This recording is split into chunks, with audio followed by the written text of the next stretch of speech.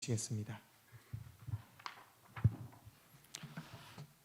네, 오늘은 고린도후서 2장 1절에서 12절 말씀을 가지고 함께 은혜 받는 시간이 되었으면 합니다.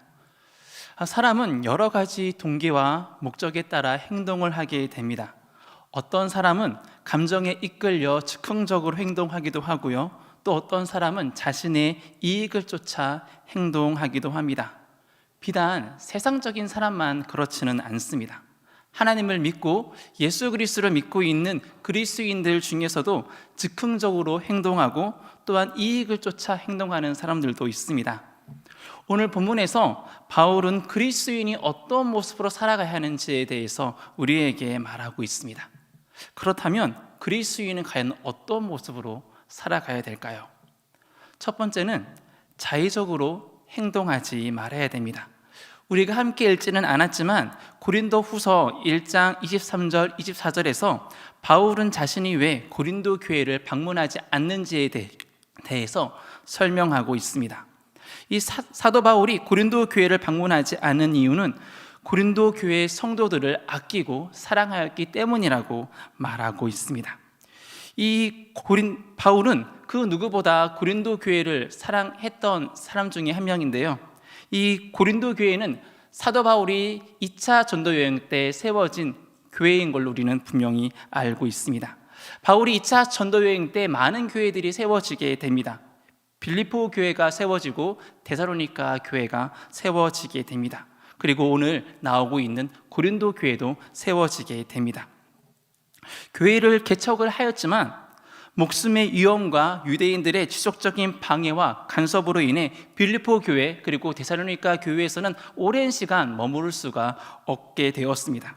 그런데 바울이 이 고린도 교회에서 무려 1년 6개월을 머물면서 그들에게 복음을 선포하고 하나님의 말씀을 가르치며 사랑으로 그들을 양육하고 그들을 돌보게 되었습니다. 그 어떤 지역보다 바울의 땀과 바울의 수고와 바울의 헌신이 깊었던 교회가 바로 고린도 교회인 것을 우리는 알 수 있었습니다. 그러했기에 누구보다 이 고린도 교회에 방문하기를 간절히 원했던 사람은 바울 본인이었던 것이었죠. 그런데 이 바울이 고린도 교회에 방문하는 것을 취소하고 있는 것입니다. 그 이유는 고린도 교회의 성도들 중에 아무런 근거 없이 바울을 비난하고 있는 사람들이 계속해서 생겨나고 있기 때문입니다. 만약 이러한 상태 속에서 바울이 고린도 교회를 방문하게 된다면 자신을 비난하는 사람을 책망할 수밖에 없었습니다. 바울이 아무런 잘못이 없는 자신을 향해 비난하는 사람들을 책망할 수 있는 권리가 없었을까요? 바울에게는 그런 권리가 있습니다. 무려 1년 6개월 동안이나 하나님의 말씀을 가르쳤던 바울과 친분이 있었던 사람들이었기 때문이고요, 더 나아가 하나님 보기에도 바울이 다른 사람들에게 비난받은 일을 한 적이 없기 때문입니다. 21세기를 살아가고 있는 지금 우리도 자신을 향해 잘못된 정보를 흘리거나 잘못된 정보를 조작하는 사람들에 대해서 우리는 무고죄로 고소할 수 있는 시대에 살아가고 있습니다. 우리 또한도 그런 권리가 있듯이 바울 또한도 자신을 향해 비난하고 자신을 향해 아무런 근거 없이 책망하고 있는 그들에게 반박할 수 있는 권리는 분명히 있었습니다. 그런데 이 바울은 그 권리를 남용하지 않고 있습니다. 오히려 바울은 고린도 교회를 방문하지 않고 자신을 책망하고 자신을 비난하고 있는 사람들에게 회개의 시간을 주기 위해 오히려 고린도 교회를 방문하지 않고 있는 중에 있습니다. 바울은 자신을 통해 복음을 받은 고린도 교회 성도들을 지배하려고 하지 않았습니다. 비록 자신을 비난하는 사람들로 인해 억울함이 있고 감정적으로 화가 날 수 있는 상황이었지만 사도 바울은 고린도 교회의 성도들이 신앙 안에서 성장할수록 돕는 것이 가장 최우선이었습니다. 고린도 교회의 성도들이 하나님 안에서 자라가는 것, 하나님 안에서 온전해지는 것, 하나님 안에서 완전해지는 것이 바울이 원하는 것이었고 또한 바울의 사명이었죠. 우리가 알고 있는 바울은 자신의 감정대로 움직이지 않았습니다. 자의적으로 행동하지 않았고요, 자의적으로 판단하지 않았습니다. 억울한 마음도 있었을 것입니다. 때론 억울한 마음 때문에 밤에 잠을 잘 이루지 못할 수도 있었을 것 같습니다. 그런데 그럼에도 불구하고 사도 바울은 고린도 교회의 성도들을 하나님의 은혜 안에서 믿음이 자연스럽게 성장하도록 돕기 위해 끝까지 고린도 교회를 위해 헌신했던, 고린도 교회의 성도들을 사랑했던 사람이었습니다. 그렇다면 우리는 어떤 모습으로 살아가야 될까요?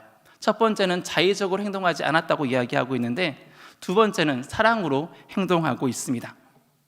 바울은 과거 고린도 교회를 방문하여 그들의 잘못된 악행을 책망한 적이 있었습니다. 그런데 바울이 직접 갔음에도 불구하고 그 교회의 잘못들이 온전하게 해결되지는 않았습니다. 모든 문제가 잘 해결되어졌다면 오늘 읽고 있는 고린도 후서가 쓰여지지는 않았을 것 같습니다. 이 방문을 근심 중에 나아가는 방문이라고 말하고 있습니다. 이 방문으로 인해 사도 바울은 슬프고 마음이 상하는 경험을 하게 됩니다. 그러했기에 현재 두 번째 방문 계획을 하고 있는 지금, 또다시 고린도 교회의 수많은 문제들이 수면 위로 올라온 지금, 고통스러운 마음을 가지고 고린도 교회를 방문하지 않겠다는 것이 바울의 결정인 것입니다. 아무리 고린도 교회를 가고 싶다는 인간적인 소원이 갈망이 많다 한다 할지라도 그것이 하나님의 섭리 안에서 덕스럽지가 않다면 그것을 내려놓아야만 했습니다. 지금 사도 바울이 그 일을 하고 있는 것입니다. 사도 바울은 자신의 인간적인 바램보다 하나님의 섭리를 더 중요하게 생각했던 사람이었기 때문입니다. 바울도 우리와 똑같은 사람입니다. 때론 화도 나고요, 때론 감정적인 분노로 인해 누군가를 어떻게 할 수도 있는 사람이었습니다. 만약 바울이 슬픈 마음을 가진 채 자신을 비난하는 사람들을 향한 분노를 가지고 고린도 교회에 방문하게 되었다면 어떻게 되었을까요? 자신을 비난하는 사람을 징계한다면 고린도 교회는 또다시 슬픔에 잠기게 될 것이 자명한 일이었습니다. 바울은 이러한 고통을 피하고자 고린도 교회의 방문을 취소하고 있는 것이죠. 바울은 진정으로 고린도 교회를 사랑하고 진정으로 고린도 교회를 아꼈던 사람이었습니다. 사도 바울은 차가운 매를 들기보다 사랑하는 마음을 가지고 고린도 교회 성도들에게 다가갔습니다. 그래서 바울은 눈물로 편지를 쓰고 있습니다. 고린도 교회를 눈물로 편지로 책망하면서 다음에 방문할 때에는 서로가 책망과 근심 중에 만나는 것이 아니라 기쁨으로 만날 것을 그들에게 요구하고 그들에게 권유하고 있는 것이죠. 사도 바울은 고린도 교회를 섬길 때 율법적으로 다가가지 않았습니다.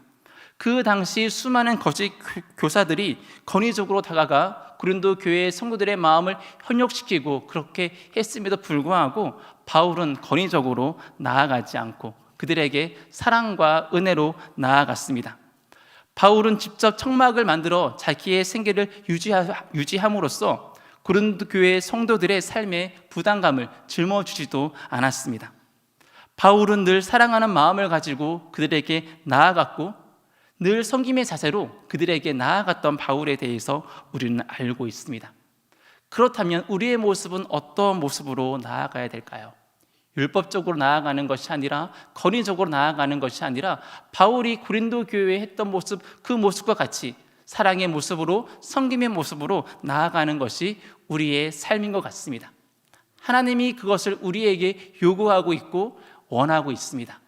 그렇다면 우리는 그 삶에 순종하며 그 삶에 순종함을 마음으로 날마다 살아가야 하는 것입니다. 첫 번째는 자의적으로 행동하지가 않았고 두 번째는 사랑으로 그에게 나아갔다고 말하고 있습니다. 세 번째는 용서하라고 말하고 있습니다. 우리가 알고 있듯이 이 고린도 교회는 문제가 많은 교회 중에 하나였습니다. 그런데 교회에서 일어나고 있는 문제는 개인의 문제로 끝나지는 않습니다. 교회에서 일어나는 문제는 공동체 전체에 영향을 주어 많은 사람들을 힘들게 하고 때론 절망적인 상황으로 이끌어 가기도 합니다. 그러기에 공동체 안에서 일어나는 문제는 단순히 한 개인의 문제가 아니라 공동체 전체의 문제인 것입니다. 현재 고린도 교회가 한 개인의 문제가 아니라 교회 전체의 공동체의 문제로 인해 많이 힘들어하고 많이 아파하고 있는 상황입니다. 그렇다면 교회는 어떻게 해야 하는 것일까요? 교회는 한 지체가 범한 죄를 한 사람의 잘못으로 돌려서는 안 된다고 말하고 있습니다. 그 사람의 죄와 그 사람의 허물을 끌어안고 같이 아파야 된다고 말하고 있습니다. 다른 성도들이 그 사람을 위해 기도하지 못한 점, 그 사람에게 관심을 기울이지 못한 점, 하나님의 말씀으로 조언하지 못한 점에 대해서 다 같이 회개하는 것이 교회가 할 일이라고 말하고 있습니다. 그렇다면 사랑하는 마음을 가지고 잘못된 것을 그냥 덮어두면 될까요? 성경은 그렇게 해서는 안 된다고 우리에게 말하고 있습니다. 우리가 믿고 있는 하나님, 사랑의 하나님 맞습니다. 우리는 사랑의 하나님에 대해서 갈망합니다. 그러나 성경은 사랑의 하나님에 대해서만 말하고 있지 않습니다. 우리가 믿고 있는 하나님은 공의의 하나님이시기도 하십니다. 하나님께 순종하면 그에 맞는 순종의 대가는 분명히 있습니다. 그러나 하나님께 반항하고 하나님께 불순종하고 하나님의 말씀을 따르지 않는다면 거기에 대한 대가도 분명히 있습니다. 성경 66권에 그 부분에 대해서 우리에게 매일매일 같이 말하고 있습니다. 그렇기 때문에 교회 안에서 합당한 징계는 분명히 필요합니다. 징계가 무조건 나쁜 것일까요? 가정 안에서도 자녀가 잘못했을 때 자녀를 사랑하기 때문에 부모가 자녀를 징계하듯이 하나님도 우리를 사랑하기 때문에 우리가 잘못하였을 때 우리에게 징계하시는 분이십니다. 히브리서 12장 11절에 이렇게 말씀하고 있습니다. 우리 한번 다 같이 읽어보도록 하겠습니다. 무릇 징계가 당시에는 즐거워 보이지 않고 슬퍼 보이나 후에 그로 말미암아 연단받은 자들은 의와 평강의 열매를 맺느니라. 아멘. 징계를 통해 연단받은 자들은 의와 평강의 열매를 맺는다고 말하고 있습니다. 징계가 무조건 나쁜 것은 아닙니다. 또한 징계의 목적은 공동체의 회개와 공동체의 용서로 이어져야 됩니다. 교회 안에서 징계는 정죄를 하기 위한 것이 아니라 치유와 회복과 용서가 목적이 되어야 됩니다. 하나님께서 우리의 죄를 들춰내는 이유는 무엇일까요? 우리를 정죄하기 위해서일까요? 그렇지는 않습니다. 하나님께서 우리의 죄를 들춰내는 목적은 우리가 정죄하기 위해서가 아니라 우리를 회복하기 위해서입니다. 우리를 회복시켜 하나님의 자녀의 신분으로 온전하게 완전하게 살아감에 있습니다. 하나님은 우리가 회개하면 우리가 하나님의 자녀의 신분을 다시 누릴 수 있도록 우리의 죄를 깨끗하게 용서해 주신다고 말씀하고 있습니다. 그 용서의 과정을 통해 우리는 하나님이 그리스도 안에서 죄인을 품으시고 용서하신 그분의 사랑 가운데 거하게 되는 것입니다.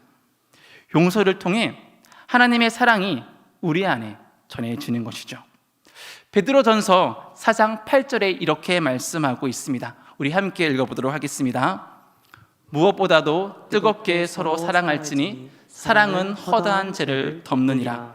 아멘. 사랑은 허다한 죄를 덮는다고 말씀하고 있습니다. 용서할 때, 사랑할 때 교회는 하나님이 기대하시는 용서와 사랑의 공동체로 성숙해 나갈 수 있다고 말씀하고 있습니다. 그러기에 그리스도인의 삶 속에서 사랑과 용서가 삶 가운데 일부만 나타나는 것이 아니라 삶 전체 가운데 일어나야 된다. 용서와 사랑이 삶이 우리 가운데 있어야 된다라고 말씀하고 있는 것입니다. 그리스도인의 사람은 용서하는 사람입니다. 하나님께서 우리의 죄를 용서해 주신 것처럼 우리 또한 다른 사람의 죄를 용서해야 됩니다. 죄는 미워하되 사람은 용서하지 말아야 되죠. 우리 안에 이 말을 머리로는 압니다. 그런데 삶으로 실천하기에는 참 어려운 것 같습니다. 그러나 죄는 미워하되 사람은 사랑하는, 하나님이 예수님이 우리를 사랑했던 것처럼 우리 또한도 죄는 미워하되 사람은 사랑하는 우리 모두가 되었으면 합니다. 더 나아가 바울은 앞으로도 용서한 일이 있다면 하나님께서 우리의 죄를 용서해 주신 것처럼 마땅히 용서해 주라고 말하고 있습니다. 한 번 단회적으로 끝나는 것이 아니라 계속 용서해 주라고 말씀하고 있습니다. 그러기에 용서는 예수님의 명령입니다. 그렇다면 용서는 그리스도인의 선택이 아니라 의무인 것이죠. 해도 되고 안 해도 되는 것이 아니라 무조건적으로 해야 될 그리스도의 의무라고 말하고 있습니다. 용서하고 안 하는 것을 내가 자의적으로 판단하고 자의적으로 결정해서는 안 된다고 성경은 말하고 있습니다. 그분의 명령에 기쁨으로 순종하는 것이 우리의 자세라고 성경은 끊임없이 말씀하고 있습니다. 말씀을 내 스스로 판단하는 것이 아니라 하나님께서 그렇게 말씀하고 있다면 그 말씀 가운데 순종하는 것이 그리스도인의 자세라고 말하고 있습니다. 만일 우리가 용서하지 않으면 어떻게 될까요? 사단의 덫에 빠진다고 성경은 말하고 있습니다. 용서하지 못하는 사람은 사단의 함정에서 벗어나올 수가 없습니다. 사단에게 사로잡혀 있는 것입니다. 그러기에 우리는 용서함으로 사탄의 계획을 물리치고 그리스도께서 주신 복음의 자유를 누리는 사랑하는 성도님 모두가 되길 간절히 원합니다. 말씀을 정리하겠습니다. 사도 바울은 선교 사역을 하면서 감정적이나 즉흥적으로 행동하지 않았습니다. 자신의 감정을 절제할 줄 알았고 또한 율법적으로 사역하지 않았습니다. 권위적으로 고린도 교회뿐만 아니라 그가 개척한 수많은 교회들에게 권위적으로 행하지 않았습니다. 바울은 언제나 교회의 덕을 생각하며 그리스도의 사랑을 쫓아 행동했던 사람이었습니다. 그리고 그리스도께서 우리를 용서했듯이 바울은 그리스도를 본받아 자신을 비난하고 교회를 어지럽게 한 그들이 회개하였을 때 진심으로 그들을 사랑하고 그들을 용서했던 사람이었습니다. 우리도 언제나 하나님의 뜻과 하나님의 용서와 사랑, 하나님의 위로를 기억하며 서로를 사랑하고 서로를 위해 기도하며 더 나아가 서로를 용서할 수 있는, 용서하면서 아름다운 교회를 세워나가는 사랑하는 성도님 모두가 되길 간절히 원합니다. 오늘의 말씀을 기억하며 우리 안에 내 삶을 절제하고 내 삶을 자의적으로 판단하지 않고 이웃을 사랑하고 내 주변에 있는 동역자를 사랑하며 더 나아가 그들을 용서할 수 있는 우리 모두가 되길 간절히 소망합니다. 우리 함께 기도하도록 하겠습니다. 하나님 아버지 감사합니다. 우리의 삶 속에 하나님의 사랑과 용서가 나타나길 간절히 원합니다. 나의 판단과 나의 생각으로 자의적으로 행동하는 자가 아닌 하나님의 뜻과 하나님의 영광을 나타내는 삶을 살아가길 간절히 원합니다. 주님, 우리의 교회가 하나님의 사랑이 넘치게 하시고 하나님이 우리의 죄를 용서해 주신 것처럼 우리 또한 우리의 이웃의 잘못을 믿음으로 용서하는 하나님의 사람이 되길 간절히 원합니다. 우리의 삶에 하나님의 용서와 사랑이 넘치길 간절히 소망하며 예수 그리스도의 이름으로 기도드립니다. 아멘.